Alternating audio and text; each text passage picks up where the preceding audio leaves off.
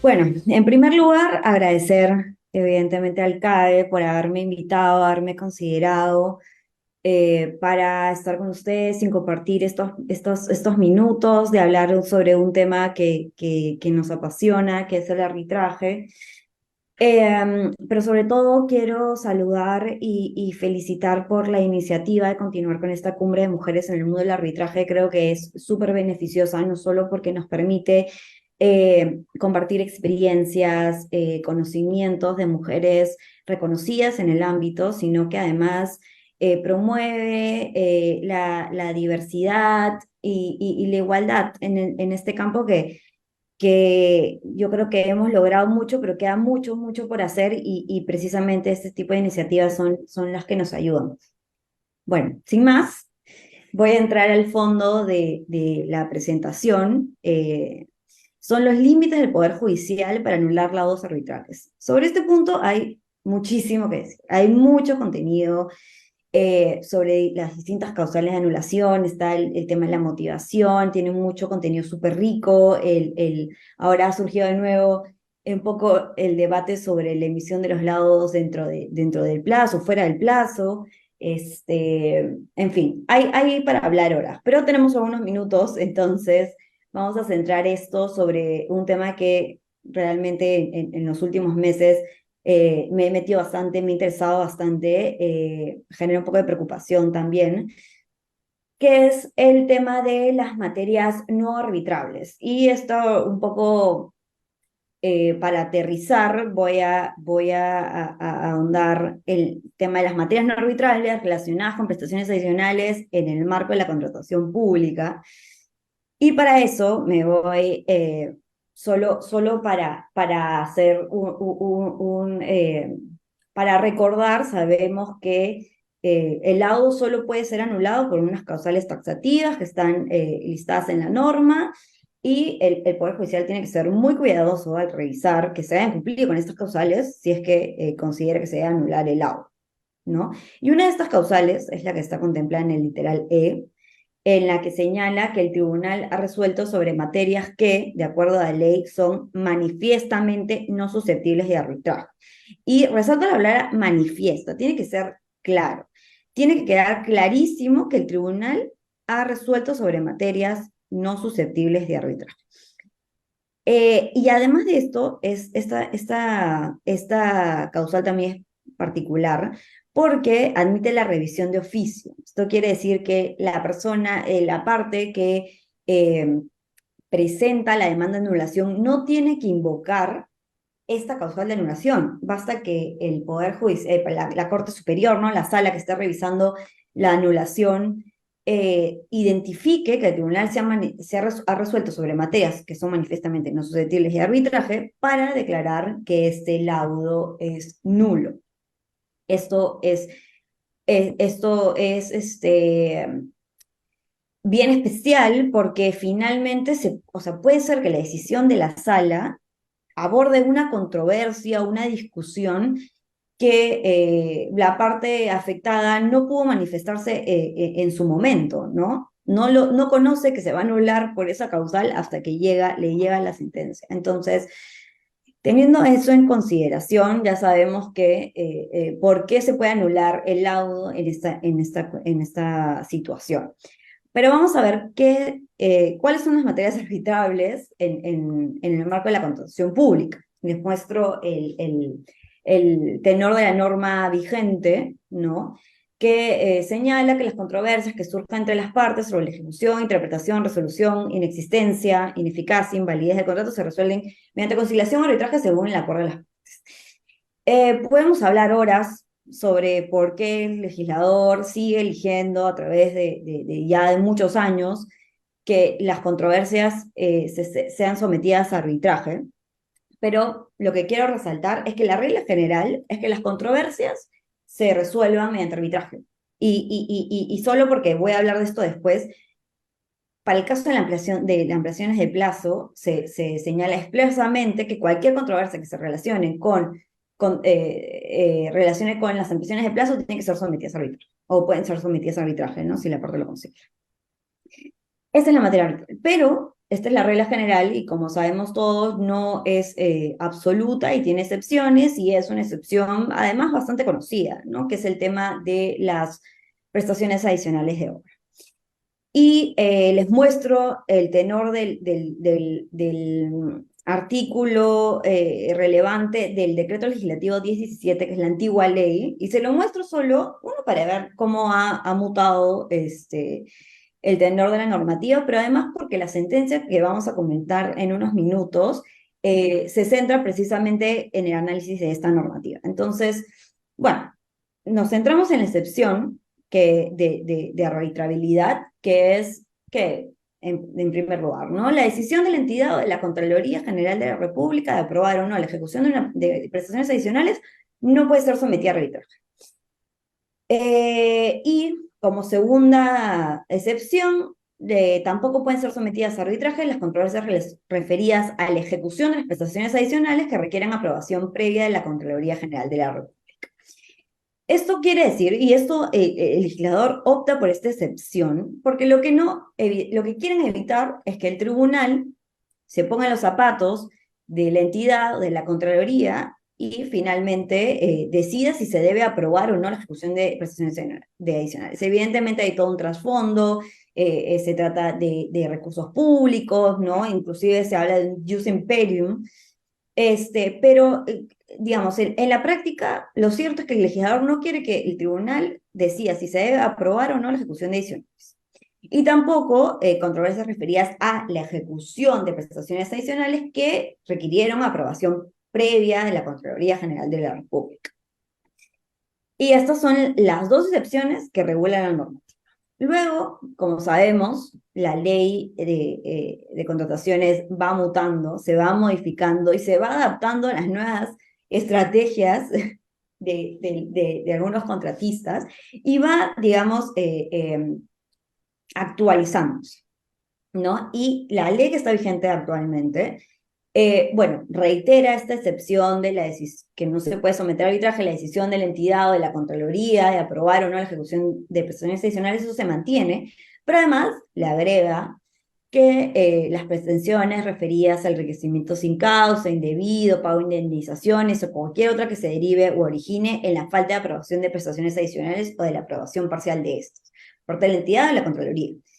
¿Por qué agrega esta excepción? Porque, claro, al momento, como se tenía esa excepción no se podía cuestionar la falta de aprobación o no de un adicional, lo que hacen los contratistas era presentar otro tipo de pretensiones, ¿no? La pretensión de enriquecimiento sin causa, pretensiones indemnizatorias, que en la práctica lo que querían era cobrar la ejecución de un adicional que no había sido aprobado parcialmente. Entonces, la ley se adelanta y dice, no, eso tampoco es arbitrario, ¿no? Y con eso, nuevamente, tenemos dos excepciones a las materias arbitrarias.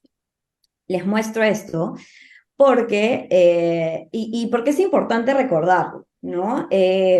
Porque últimamente han salido algunas sentencias de una sala en particular que, paréntesis, no es el mismo razonamiento, no se encuentra en todas sus sentencias, sino que va variando por el ponente, pero salen estas sentencias en las que se analiza esta excepción de materias no arbitrables en la contratación pública, ¿no? Y revisemos un poco las consideraciones que hace esta sala en la sentencia que les traigo, que ahí la he referido por si les da curiosidad y quieren revisar. La sala señala: de las normas transcritas fluye que la decisión de la entidad de la Contraloría de aprobar o no la ejecución de adicionales no puede ser sometida a arbitraje. En eso estamos de acuerdo. En lo que no estamos de acuerdo es en lo siguiente, ¿no? Señala: así, las controversias que surjan sobre temas relativos a adicionales de obra por expresa disposición normativa están prohibidas de ser sometidas al mecanismo de arbitraje. Y si revisamos la consideración 37, señala lo mismo, ¿no? Esta sala ya señaló que las controversias que surjan sobre temas relativos a adicionales de obra o vinculados a estos por disposición normativa están prohibidas de ser sometidas al mecanismo del arbitraje. si nosotros revisamos este análisis muy breve, porque son estos párrafos que les muestro, lo que señala esta sala es que cualquier controversia que tenga alguna relación, aunque sea muy lejana, adicionales, ya es una materia no arbitrable. Y esto es bastante preocupante porque eh, hace una interpretación extensiva de una excepción y del tenor de la norma que no dice eso. O sea, eh, eh, repito, esta sentencia está en función de la normativa, la 1017, y no vemos en el tenor de esa normativa que se señale que la excepción sea tan amplia como cualquier controversia relativa adicionales será materia no arbitrable. Eso no dice la norma. Sin embargo, ese es el análisis al que llega esta sala. Y independientemente de que evidentemente es una interpretación que no comulga con la norma, las consecuencias son bastante graves. Y lo que está generando este tipo de sentencias es que se declare que no es arbitrable controversias que, eh, que son muy frecuentes en la contratación pública. Y en este caso en particular, lo que señala es que la controversia que declara que no es materia arbitrable es una solicitud de ampliación de plazo por la demora en la aprobación de un adicional para solucionar un error o una deficiencia del expediente técnico. En ese tipo de pretensiones en las cuales el contratista lo que busca es que se le reconozca el plazo y el costo durante la espera de la solución al expediente, a un error del expediente técnico, eh, el contratista no está pidiendo que se le pague la ejecución del adicional, no está pidiendo que se le apruebe el adicional, no está pidiendo ningún monto relacionado a la falta de aprobación de un adicional. Lo único que está haciendo es pedir que se le reconozca el plazo por la afectación del tiempo en el que no pudo trabajar porque existía un error del expediente técnico que necesitaba ocasionalmente un adicional, que podría haber sido otro tipo de solución. Pero bueno, el tema es que este tipo de controversias son muy comunes en la contratación pública. Los que estamos en el negocio lo sabemos, y es bastante preocupante que la sala emita este tipo de pronunciamiento, sobre todo con un análisis tan reducido, ¿no? No explica bien por qué, en todo caso, llega a esa conclusión, ¿no? Entonces, pero no todo está perdido. De hecho, esta misma sentencia tiene un voto en discordia del juez Rivera Gamboa, que considero que es muy relevante y un poco destaca lo que estamos comentando, y también muchos tribunales al momento de resolver excepciones lo están interpretando de la manera correcta, así que nada, vamos a estar a la expectativa de que si esta decisión se mantiene o si tenemos finalmente el pronunciamiento de la Corte Suprema. Sé que varias de estas sentencias con este tipo de pronunciamientos han sido materia de recurso de casación, entonces vamos a ver, vamos a estar a la espera de eso. Con eso concluyo mi presentación y quedo a ustedes. Muchas gracias, doctora Lisiana. Agradecemos su excelente exposición. Ahora vamos a continuar con la doctora Susana Guerrero López. Ella es abogada, magíster en Derecho de la Empresa, máster en Gestión Pública, candidata a doctora, cuenta con especialización en Derecho Administrativo, Gestión Pública, Contrataciones del Estado. Asimismo, ha desarrollado su experiencia profesional en las áreas de asesoría jurídica y derecho administrativo. Es un gusto contar con su participación, doctora. Le doy el pase y preliminarmente le comunico a los asistentes que durante el transcurso de las ponencias ustedes pueden realizar sus preguntas mediante la herramienta preguntas que se encuentra en la parte inferior de Zoom. Adelante, doctora.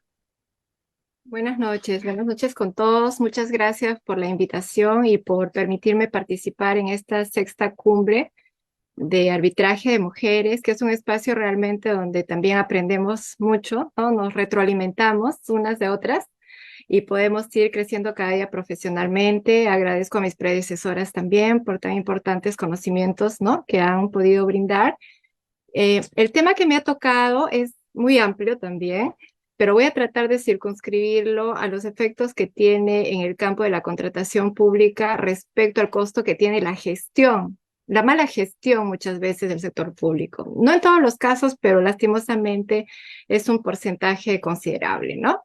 Entonces, el tema que se me ha asignado esta noche es la jurisprudencia arbitral y su impacto en la contratación pública. Realmente el impacto de la jurisprudencia arbitral, como decía previamente, es muy amplio. Sin embargo, voy a tocar solamente lo que concierne a la contratación pública respecto a los costos que implica el cumplimiento de la ejecución de los arbitrajes recaídos en este campo. Como preámbulo, para ponernos en contexto, vamos a recordar que en el ámbito de la contratación pública estamos obviamente hablando de la definición jurídica, de la figura jurídica del contrato administrativo. Y el contrato administrativo se caracteriza porque una de las partes que interviene es el Estado y la otra parte es el proveedor o colaborador, en este caso de bienes, prestador de servicios o constructor de obras, que es el privado en la mayoría de los casos, ¿no? Digo en la mayoría porque la norma también posibilita que una entidad pública pueda participar como contraparte o contratista. El contrato administrativo se caracteriza, ¿no? Sobre todo porque subyace el interés público. O sea, no estamos hablando de cualquier contrato interprivados donde hay una situación equivalente, una simetría, por así decirlo, entre las partes que intervienen. Acá el contrato público se caracteriza porque una de las partes es el Estado y obviamente tiene que responder a ese interés público. Y es bueno recordar esta noche a todos los participantes que ese interés público a su vez está alineado con políticas públicas. O sea, el Estado no dispone del erario o del tesoro público para construir, no sé, lo que se le ocurre hoy día, ¿no? Se levantó creativo y construye el monumento a la papa o un estadio donde hay poca población. No, el interés público tiene correlato con lo que son las políticas públicas que justamente van a mejorar la calidad de vida de la población. Y con la experiencia que tengo en el sector público, que son varios años, ya 15 años exactamente en contratación pública, debo decir que lamento mucho ver, ¿no? Vuelvo a repetir, no quiero generalizar ni crear una falacia, sino en la mayoría de los casos vemos que hay una inercia o una falta de proactividad para articular este sistema de contratación pública con lo que es la verdadera esencia de las políticas públicas. Es decir, toda entidad tiene un plan estratégico institucional, toda entidad tiene un plan operativo institucional. Toda entidad tiene un plan anual de contrataciones. Sin embargo, muchas veces en el Estado lo que se hace es repetir los modelos. Tengo mi PAC del año pasado, bueno, voy a replicarlo este año sin mayor esfuerzo o análisis. Y sobre todo lo que he reparado y me parece muy interesante es que no tenemos un seguimiento del bendito concepto de gestión por resultados. Todos hablamos del contrato en el sector público es por gestión por resultados. Pregunto, ¿quién mide la gestión por resultados? ¿Quién mide cuánto contrata un determinado ministerio y qué resultado obtuvo que mejoró la calidad de vida de la población? La verdad, he buscado, he indagado y no he encontrado ningún estudio. Me parece un tema que es muy interesante y que nos puede ayudar a cambiar la perspectiva y sobre todo a medir, porque yo creo que en qué medida una figura jurídica ayuda se utiliza en la medida que tú puedas determinar esa finalidad, esa utilidad, vas a poder también hacer un control eficiente, ¿no? Ya voy a ahondar un poco más adelante sobre este tema también. Y bueno, otra de las características del contrato administrativo es que además está sujeto a un régimen de auditoría por la Contraloría General de la República. Diríamos que esos son aspectos, matices propios de la contratación pública. Recordemos que en el Perú es el único país en Latinoamérica donde tenemos al arbitraje como un mecanismo único de solución de controversias, en el cual se da a través de una cláusula obligatoria. Para que suene un poco mejor, vamos a decirle mecanismo único de solución de controversias. A diferencia de otros países en los cuales el arbitraje es facultativo. Y retrocediendo un poco, vamos a ver la génesis en la cual se fundamenta legalmente esta figura del arbitraje en nuestro país. Y tenemos el artículo 63 de la Constitución Política, ¿no? Que reconoce la facultad del Estado y demás personas de derecho público puedan someter todas las controversias a arbitraje nacional o internacional en la forma que disponga la ley, ¿no? Por ahí ya tenemos un primer elemento constitucional que legitima esta figura del arbitraje. Y en nuestra norma actual de contrataciones tenemos el artículo 45 del texto único ordenado de la Ley de Contrataciones del Estado, el cual establece que las controversias que surjan entre las partes sobre la ejecución, interpretación, resolución, inexistencia, ineficacia o invalidez del contrato solamente sea resuelta a través de conciliación o arbitraje, ¿no? Entonces tenemos acá el arbitraje como un mecanismo único de solución de controversias según el acuerdo de las partes, que generalmente está contenido en el convenio arbitral. Luego tenemos el artículo, en concordancia con este artículo 45 de la Ley de Contrataciones, tenemos el artículo 225 el numeral 3 del reglamento de la Ley de Contratación del Estado, que establece que cuando un arbitraje es ad hoc, establece cuándo un arbitraje es ad hoc y cuándo es institucional, ¿no? Establece específicamente que es ad hoc cuando aquellas controversias que son sometidas a su competencia deriven de contratos cuyo monto contractual original sea menor o igual a 5 millones de soles. Y bueno, tenemos, como decía hace un momento, la cláusula de solución de controversias, que es una cláusula obligatoria que tiene que incluir bajo sanción de nulidad todo contrato en la cual se tienen que contener estos mecanismos únicos de solución de controversias. Bien, ¿y cuál es el impacto de la jurisprudencia arbitral en la contratación pública? Dentro de todo el matiz de elementos que se pueden desarrollar y comentar sobre el impacto, ¿no? Sobre la relevancia que tiene la jurisprudencia arbitral, tenemos en primer lugar la especialización de los árbitros. Tenemos que reconocer que dentro de todas las falencias que tiene nuestro sistema judicial, pues no tenemos esa especialización propia de una materia que, como dijo una de las predecesoras, requiere una capacitación altamente técnica y legal, ¿no? Porque son figuras que se han ido desarrollando a nivel, en el tiempo, a través de la contratación pública, que tienen sus propios matices, sus propias características. Entonces acá contamos con un espacio, con un grupo de profesionales que tienen justamente esa especialización, esa expertise también para poder resolver y ser una garantía de una adecuada resolución de un conflicto que se presente durante la ejecución de un contrato. Luego tenemos la celeridad, ¿no? Comparativamente con lo que demora un proceso en el Poder Judicial, pues obviamente el impacto de la jurisprudencia arbitral respecto a la celeridad a la resolución de un conflicto es mucho más rápida, ¿no? En los últimos tiempos, lastimosamente, se ha ralentizado un poco, ¿no? Entendemos que también hay todo un tema por discutir, ¿no? Y que predomina también los arbitrajes ad hoc sobre el arbitraje institucional, pero el promedio de duración de estos arbitrajes es de 2 años y además otro elemento a favor es de que es una instancia única. A diferencia, pues, del Poder Judicial, donde vas a una primera instancia, una segunda instancia, y tienes que agotar todas las instancias, y eso implica mucho tiempo, ¿no? Otro factor que también evidencia un impacto positivo de la jurisprudencia arbitral es la flexibilidad, ¿no? Las partes pueden pactar las propias reglas del arbitraje, y todos los elementos necesarios para propender o facilitar que este se dé de la mejor manera con las menores trabas y en el menor tiempo posible.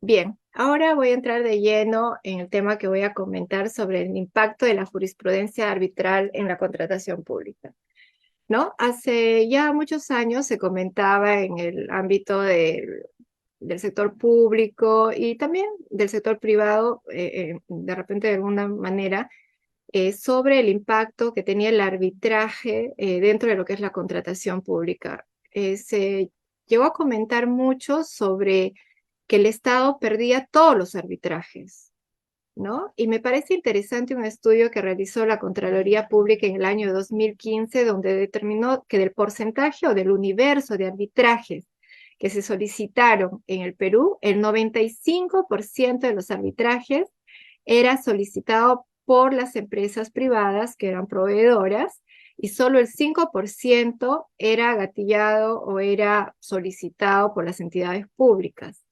Entonces, en ese contexto se empezó a crear esa percepción, ¿no?, de que el Estado siempre pierde sus arbitrajes, lo cual creo que no es cierto, porque también hay un estudio del Centro de Resolución y Análisis de la Universidad Católica, que si bien es del año 2015 también, que es más o menos coetáneo al estudio de la Contraloría, lo que ha hecho es develar que dentro de este universo del arbitraje existen muchos factores que han dado esta mala percepción, ¿no? Porque el Estado no siempre pierde sus arbitrajes. Y yo quiero recalar acá hay un aspecto importante, que si los pierde, muchas veces no es por el arbitraje en sí, sino es por la mala gestión que precede, origina y causa o ocasiona toda esta serie de controversias. Entonces, vamos a tener como primera idea fuerza, ¿no?, de ese conversatorio, que el sistema arbitral no es el responsable de los resultados negativos del Estado en los arbitrajes. Vuelvo a repetir, el costo de gestionar mal el proceso de contratación es lo que ocasiona, es causa-efecto, ¿no? Si desde el momento en el cual has elaborado los términos de referencia, las especificaciones técnicas, no has definido bien tu requerimiento, obviamente ya empezaste mal como entidad pública, porque en cualquier momento durante la ejecución del contrato vas a tener una suma de controversias y muchas veces en el momento de las consultas o observaciones tienes la oportunidad de afinar o mejorar muchos de estos defectos, pero en la mayoría de los casos lastimosamente no sucede. Entonces, tenemos el costo de gestionar mal el proceso, que es evidenciado y lo podemos encontrar en las deficiencias propias en la elaboración de los términos de referencias o especificaciones técnicas. Por ejemplo, en un contrato donde se dé una mala definición de la metodología para aplicar otras penalidades. Si la entidad no fue cautelosa en establecer el procedimiento, como decía también una de las ponentes, lo que vas a tener luego como consecuencia es un arbitraje donde se discuta la aplicación de esas penalidades. Y como la entidad muchas veces no tuvo cuidado, ¿no?, en definir esa ambigüedad, ¿no? Por ejemplo, el servicio se hará 3 veces tres veces a la semana, pero no dice si es 3 días a la semana o si son 3 veces al día. Son casuística que la vemos de manera, lastimosamente voy a repetirlo, recurrente, ¿no?, donde se vuelven a repetir estos errores. Entonces, yo creo que eso ya no debe suceder, porque debe más bien crearse un espíritu, o diríamos así, un control interno que controle ya no desde la persecución al funcionario, sino desde la implementación de medidas correctivas, de un control interno de la propia entidad. No estoy hablando de los, estoy hablando de un sistema de control interno que permita, por ejemplo, capacitar mejor a los agentes que elaboran los TDR, las especificaciones técnicas, fortalecer esas debilidades que son propias del área usuaria y también del área logística. Muchas veces en el área logística se hacen malas indagaciones de mercado. Entonces, eso también contribuye a que luego, ya durante la ejecución, se presenten todo este tipo de patologías que lastimosamente pues conllevan después a una pérdida, porque obviamente un análisis concienzudo se va a tener que dar la razón al contratista y se va a tener que reconocer de alguna manera su pretensión. Luego tenemos otras deficiencias en la elaboración de las bases, ¿no? Una debilidad que también se pone de manifiesto por parte del área usuaria, logística y el comité especial, ¿no? El comité especial muchas veces ya logística le elabora o le hace un proyecto de las bases, y el comité especial, como muchas veces son funcionarios que están ocupados y adicionalmente se les da esta labor, no tienen de repente el cuidado o quizás muchas veces el conocimiento para poder advertir aquellas situaciones de riesgo que podrían acarrear o convertirse en una controversia. Otro de los errores es la falta de seguimiento en la ejecución del contrato. Existen casos y casos. ¿no? Un caso donde realmente a mí me llamó mucho la atención es un caso en el cual la unidad de logística hizo tan mala ejecución del contrato que cuando Hilario Soria le preguntó cuándo se acaba mi contrato, pues le dio una proyección de 6 meses más y siguió contratando cuando ya el contrato se había extinguido medio año antes. Entonces tenemos situaciones que tienen que ser corregidas también por parte del agente público. Y otro elemento que ya para finalizar quiero tomarme un tiempo en también abordarlo, es la falta de toma de decisión oportuna por parte de los funcionarios públicos. Existe mucho temor a la Contraloría y ¿qué es lo que hacemos? Trasladar las decisiones de gestión a los arbitrajes. ¿Por qué? Por el temor que el OSI me diga, pero ¿por qué tomaste esa decisión? Entonces, ¿sabes qué? Mejor me evito un problema, un proceso quizás hasta penal, civil, responsabilidad administrativa, y un tema que es de mera gestión, la delego a un tema arbitral, lo cual obviamente va a incrementar la labor de los árbitros, pero va a ser inoficiosa, porque son temas o controversias que no ameritan ser dilucidadas en el campo del arbitraje. Y el campo de las obras públicas, ¿no? Por ejemplo, ahora tenemos que es una medida muy positiva la implementación de la Junta de Resolución de Conflictos, que lo que hace es evitar este tipo de problemas y tomar decisiones antes de llegar, lo cual no significa que vamos eh, a prescindir del arbitraje, sino que hagamos que el arbitraje se ocupe de aquellos casos que realmente son esenciales y que permitan inclusive dilucidar algunas cuestiones que no están claras en nuestro sistema jurídico, ¿no? Quería culminar mi pequeña participación con esto y agradecer a todos nuevamente y bueno, desearles una buena noche. Gracias.